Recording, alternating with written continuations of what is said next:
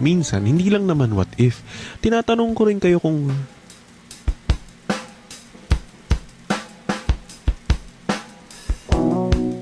alam mo yung feeling na nawawalan na siya ng gana sa'yo. At alam kong alam na alam mo yung feeling na yun kasi talagang ngayon nawawalan na siya ng gana sa'yo. Pero hindi mo maamin, di ba?